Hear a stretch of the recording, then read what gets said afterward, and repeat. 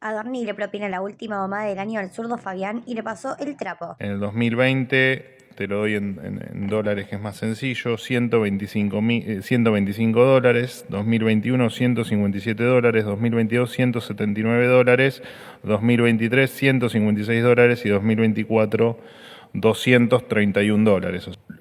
Reformulame por favor la pregunta sobre el salario mínimo, que no... De nuevo voy. El gobierno alienta los acuerdos entre empresarios y trabajadores libremente. Pero eso fue por lo de camioneros, me refiero a la segunda pregunta que hiciste. Bueno, el gobierno laudó claramente a favor de los empresarios con un número mucho más cercano de lo que proponían las organizaciones que los representan, que es 280.000 pesos, contra lo que pretendían los trabajadores. Recuerdo que el salario mínimo vital y móvil es la base para fijar, entre otras cosas, muchas pensiones, inclusive la misma UH que el propio gobierno aumenta, los subsidios del ANDIS, lo que era el plan potenciar, o sea que si eso se mantiene bajo, hay muchísima gente que lo que perciben, por supuesto, es mucho menos de lo que efectivamente, por ejemplo, aumentó la inflación este año. Con respecto a la primera pregunta y respecto a la paritaria de camioneros, más allá de que obviamente no tengo el detalle fino, pero el gobierno siempre promovió las paritarias libres, lo va a seguir haciendo, pero incluso hubo otras paritarias donde el gobierno no homologó. El gobierno lo que hace es simplemente homologar la legalidad del acto. Digamos, no es que no interviene, digamos, siempre interviene dando efectivamente la homologación de ese acuerdo.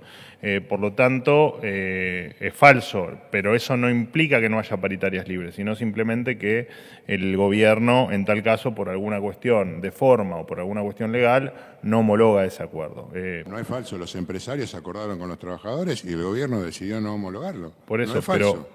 pero cuando no homologa es porque hay un defecto de forma o porque hay un defecto que va en contra de la ley. Como en este caso, desconozco cuál es, te lo voy a averiguar. De todas maneras, entiendo que lo podés averiguar digamos, el salario mínimo, cuando no hay un acuerdo de partes, efectivamente el gobierno tiene las herramientas como para imponer el salario mínimo que crea acorde, siempre tomándote la misma fecha como para que valga la comparativa.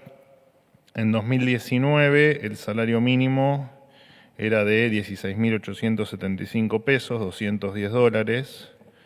En el 2020, te lo doy en dólares que es más sencillo, 125 dólares, 2021 157 dólares, 2022 179 dólares, 2023 156 dólares y 2024 231 dólares. ¿Qué se puede comprar con esos dólares ahora y qué se podía comprar antes? Lo que te quiero referir es, porque imagínate que tampoco tengo la canasta de precios de los últimos 5 años en la cabeza, no estaría acá, ¿no? Estaría en la NASA. Pero diste tu discurso de candidatura recién, así que... No, pero para que veas que mientras que estas preguntas no se hacían, hoy efectivamente lo que pasa es que el salario en dólares, el salario mínimo, que dicho sea de paso, el salario real promedio de la economía hoy está en los 1.100 dólares y no en los 300 que nos lo habían dejado en diciembre de 2023, y efectivamente lo que te muestra es que no solo que somos razonables cuando no se ponen de acuerdo y cuando nos toca laudar,